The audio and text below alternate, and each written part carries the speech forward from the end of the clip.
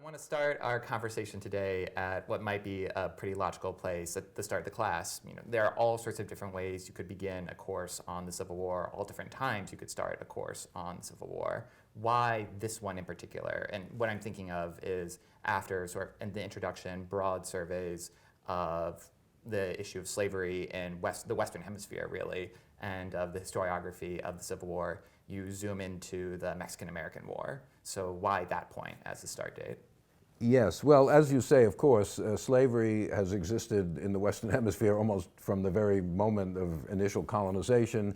The slavery issue has been divisive from the Constitutional Convention onward, so you could begin at many possible points. And there are people who now talk about sort of a long sectional conflict, a long emancipation running all the way from the Revolutionary era through the Civil War. But I think there is a virtue in starting where we do, because the Mexican-American War, I think, and the acquisition of a large new area of territory to the United States, and the Wilmot Proviso, which is introduced in Congress, never passes both houses, but it galvanizes a lot of public sentiment in the North to stop slavery from going into these new territories, I think is the moment where the issue of slavery, in the form of the expansion of slavery, enters the heart of the political system to stay.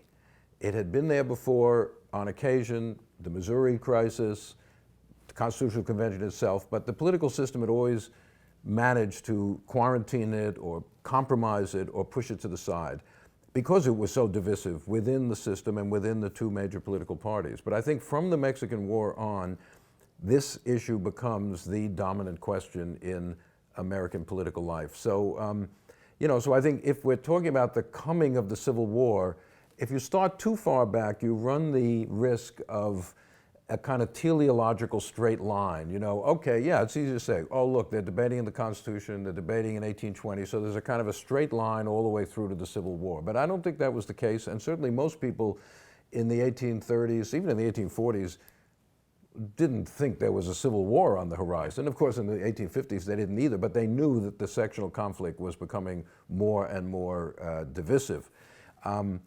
So I think that is really the reason that I decided to start at that particular point, because of the way the Mexican War affects the national political system.